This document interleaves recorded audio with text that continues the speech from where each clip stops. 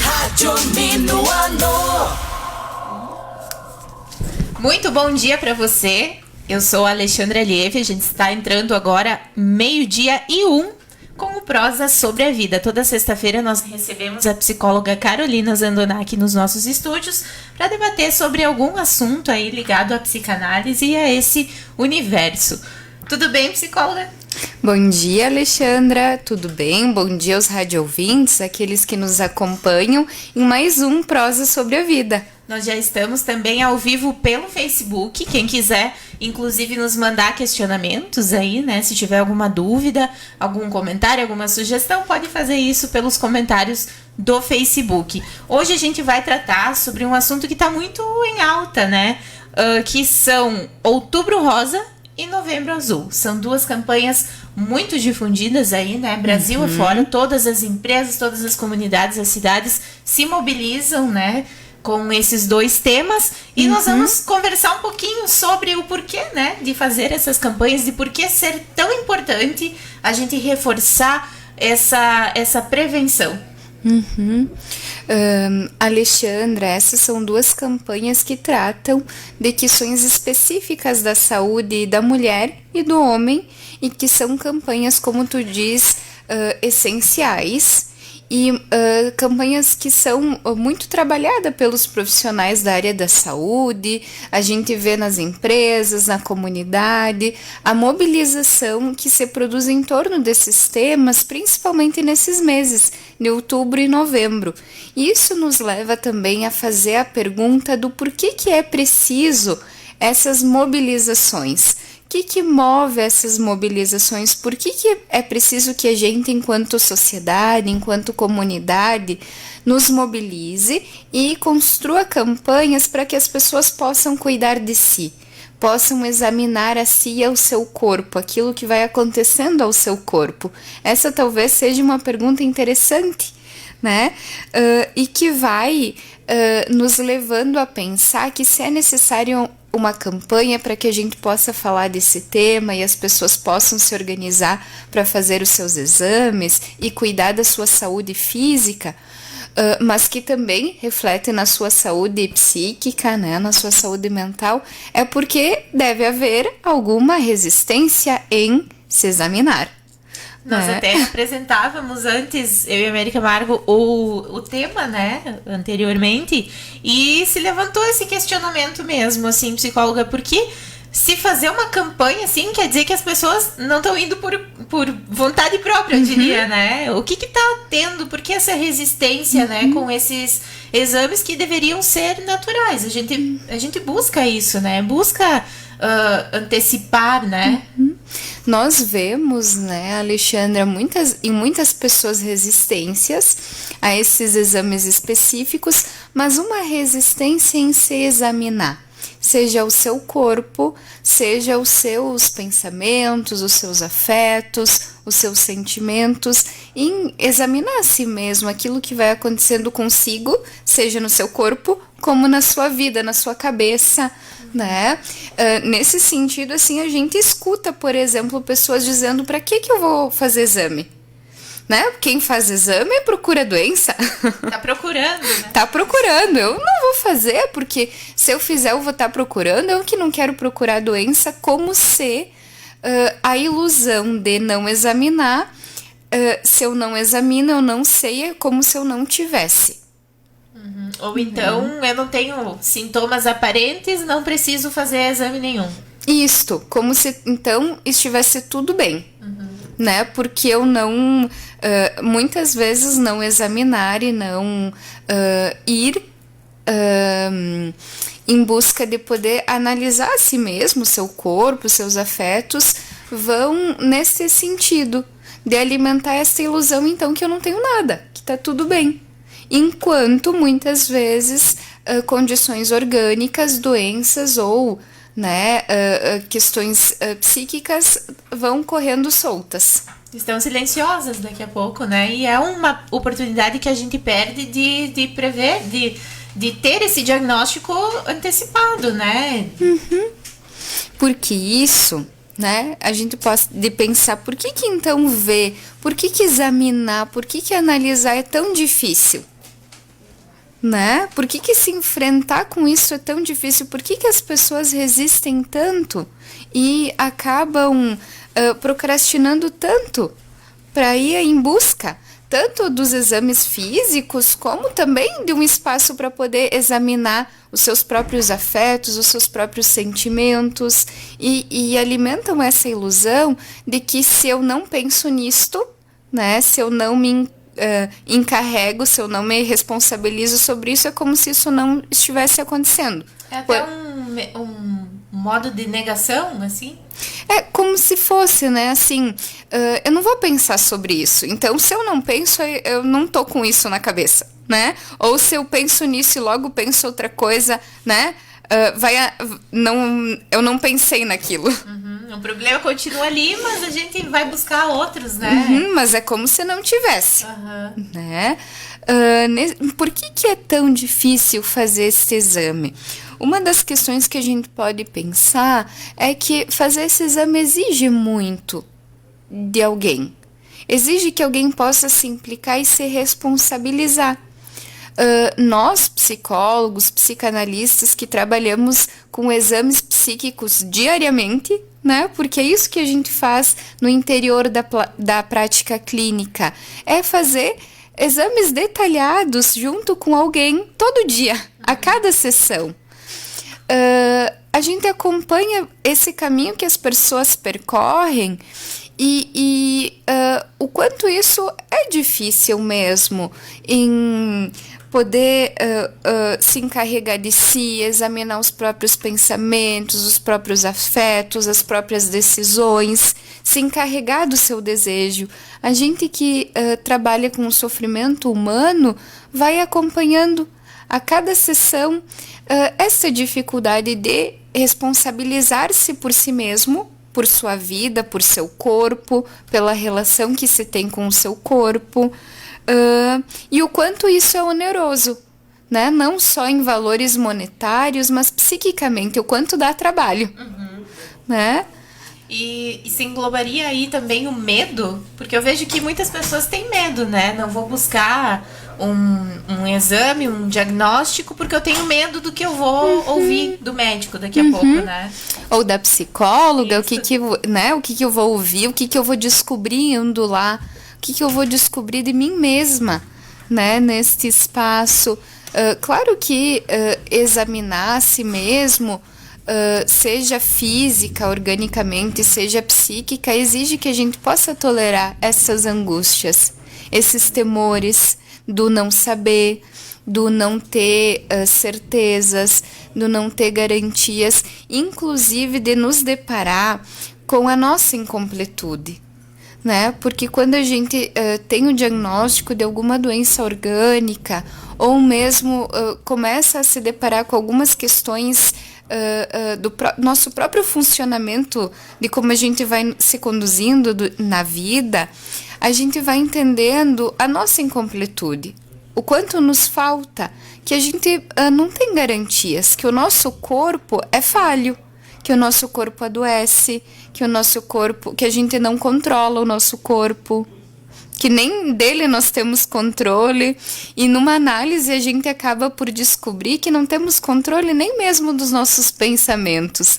dos nossos afetos, que há coisas que acontecem psiquicamente no interior do nosso aparelho mental que a gente não tem consciência, que acontecem sem que a gente tenha controle, mas que em uma análise a gente pode ir descobrindo e compreendendo, porque a mesma palavra, né, análise, assim, ela vem nesse sentido. Quando a gente vai fazer um exame de sangue, por exemplo, a gente coleta o sangue e manda para análise. O que a análise faz? Decompõe o sangue em aspectos e examina. A análise psíquica também é assim. É passo a passo a gente ir abrindo aquilo que vai acontecendo com uma pessoa para poder examinar a fundo, né? Mas isso suscita muitos temores, muitas angústias, e por isso muitas vezes é difícil de que as pessoas possam ir em busca de, É uma coisa que me faz pensar muito, psicóloga, porque as pessoas, geralmente, eu diria que a maioria prefere não saber, né? De que tem um problema, de que tem uma doença daqui a pouco. É uma maneira, parece, de se blindar, né? Desse sentimento de fraqueza, de impossibilidade, né? De angústia, como tu disse. De não ter controle. E muita gente, assim, prefere não procurar, né? Um exame preventivo para não saber. Essa é uma posição, Alexandra, que muitas pessoas adotam. De não saber e, em não sabendo, não se implicar. Não se responsabilizar por aquilo que é preciso fazer depois que a gente sabe, né? Daquilo que a gente tem. Seja organicamente, né? De que tratamento a gente necessita, seja psiquicamente. Depois que recebe o diagnóstico, vai ter que trabalhar, né? Para poder transformar aquela situação. E é verdade, muitas pessoas têm uma posição de que preferem não saber, na ilusão de que, em não sabendo, aquilo não está acontecendo. Nós até conversávamos antes também sobre esse assunto, de que muitas pessoas, elas sempre incentivam as outras, mas para si não buscam, sabe? Tem esse aspecto também. Tenho certeza que muita gente já passou por isso com família, né? Incentivando a pessoa, vai no médico, cuida de ti, faz tal coisa, mas daí pra si, sempre por último, digamos, né? Essa é uma questão bastante importante, Alexandra, porque vai tocar no tema do cuidado de si, né? O cuidado de si mesmo é algo que a gente constrói. E diferente do que as pessoas pensam, por exemplo, que cuidar de si é conhecer a si mesmo, é para muito além. Cuidar de si é se inquietar consigo mesmo, se inquietar com aquilo que está acontecendo na sua vida, na sua, no modo como conduz as suas relações, o seu trabalho, as suas relações amorosas, é poder se inquietar, querer entender, querer transformar. Melhorar. Né? Melhorar, né? E muitas vezes a gente... muitas pessoas acabam ficando numa posição de cuidado do outro, que é um cuidado que fica no discurso, mas não tem força simbólica, porque alguém pode ajudar que a outra pessoa se cuide, porque eu me cuido. Porque eu dou testemunho vivo de como se faz isso, de como se cuida de si. E o outro pode se sustentar desde a minha posição. Porque uma posição, né, de alguém que diz ao outro, mas que isso não serve a si mesmo, acaba tendo um enfraquecimento da força simbólica da própria palavra. Né? Agora, relacionando com o que tu falou, psicóloga, lembro da Liga aqui em Sarandi, né? Como as mulheres... que participam, enfim, passam essa sensação de segurança, de força para as outras, né, que estão, e muitas que passam pelo câncer e conseguem, né, uma remissão, passam ainda mais essa coisa de influenciar, né, de mostrar que se cuidando, que fazendo, tem chance, né, tem essa força, tem esse amparo, é tão importante, né. Por ter atravessado esse processo, por dizer desde alguém que atravessou, que sentiu na pele. Que sofreu, né? Que teve todas essas etapas aí. E que atravessou. E que pode dar um testemunho a respeito disso. É por isso que cuidar de si é uma forma de cuidar dos outros. Quem cuida de si, quem cuida do seu corpo, dos seus pensamentos, dos seus afetos, de si, acaba cuidando dos outros. Né? O contrário de cuidar de si não é cuidar do outro. O contrário de cuidar de si, escutei isso da Doris Santos, que é uma das fundadoras do projeto, e fez muito sentido para mim, é não cuidar de si. Porque alguém que não cuida de si mesmo encarrega o outro que faça. Sim. Né? Se eu não me responsabilizo por mim mesmo, pelas minhas ações, por aquilo que eu sou, eu acabo encarregando os outros disso. E nesse percurso pode fazer, né, gerar um sofrimento, uma sobrecarga que não precisaria, né? Arcar consigo, responsabilizar-se pelo cuidado de si, é cuidar de si mesmo, mas é cuidar dos outros. Porque a gente não tá sozinho.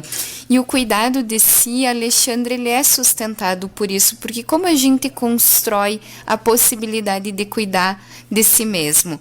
Não é algo que a gente constrói de um instante ao outro. É uma construção da vida toda. Se a gente for pensar, isso inicia pelo cuidado do outro conosco. Desde a infância, desde quando éramos bebês. Porque naquele momento, o outro nos cuidou. Se encarregou da nossa sobrevivência física e psíquica, né? De que a gente pudesse entender quem a gente era, qual era o nosso lugar no mundo, que valor que a gente tinha para aqueles que nos cuidaram. E quando nos ofereceram cuidados orgânicos, por exemplo, alimento, cuidado com o corpo, ofereceram muito mais.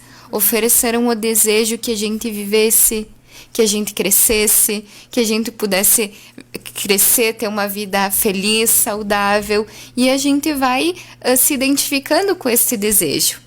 Vai criando o desejo de se cuidar, né? De se cuidar, né? É desejo de viver e de viver para seguir junto com aqueles que amamos. Para ter uma vida compartilhada, para seguir vivendo, para seguir se cuidando. Né? E relacionando um pouquinho mais diretamente com o teu trabalho, psicóloga, quando a gente pensa, né, que a pessoa buscaria uma ajuda, né, uma psicanálise, enfim, quando recebe um diagnóstico, né? Uhum. Tem muito desse trabalho, porque ao enfrentar essa dor, essa angústia, ali se relaciona muito, né? Porque aí a pessoa pensa, nossa, eu preciso de ajuda para atravessar esse momento. Eu quero compreender, eu quero poder receber, assim, entender o que está se passando comigo. E tudo que, por exemplo, um diagnóstico mexeu dentro de mim. Né, mobilizou dentro de mim mesmo, e nesses momentos muitas pessoas procuram ajuda psíquica, mesmo tendo uma condição que a princípio é orgânica, mas nunca é só orgânico, né? Porque o nosso corpo e a nossa cabeça é uma só coisa. E acaba refletindo, né, em tudo na vida. Aquilo que se passa psiquicamente, se não pode ser cuidado, tratado, transborda o corpo, e aquilo que nos acontece no corpo também tem efeitos psíquicos. Tudo relacionado. Isso. Muito bem. Psicóloga Carolina Zandoná Fornari. Isso. Agora temos um acréscimo aí, né? Psicóloga, como as pessoas te encontram? Alexandra, eu trabalho, né, na clínica de adultos, adolescentes e crianças, no edifício Lavoro, na sala 606.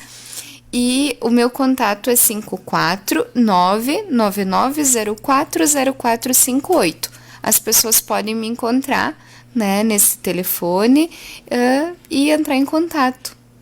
Muito bem. Então, quem precisa, né, tirar alguma dúvida, entrar em contato, precisa dessa ajuda, pode fazer então com a psicóloga Carolina Zandoná Fornari. Esse foi mais um Prosa sobre a Vida. Lembrando que todos os quadros estão armazenados no nosso canal do YouTube. Na próxima sexta-feira a gente volta com outros assuntos relacionados. Quem quiser, inclusive, sugerir temas, né? Se tiver algum questionamento, pode deixar nos comentários que a gente faz essa análise também. Combinado? Até a próxima sexta. Até, Alexandra. Até mais aos rádio ouvintes também. Até a próxima semana. E você fica agora com playlist Minuano aí com José Lair Rodrigues.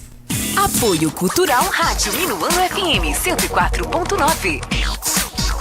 Na loja Bambinos você encontra roupas do recém-nascido ao tamanho 20 das marcas Brandili, Paquita, Collie, Sharpay, Paraíso, entre outras. A loja também conta com um espaço kids pensado totalmente na criança. Vem pra Bambinos você também, aqui a diversão é garantida. Loja Bambinos.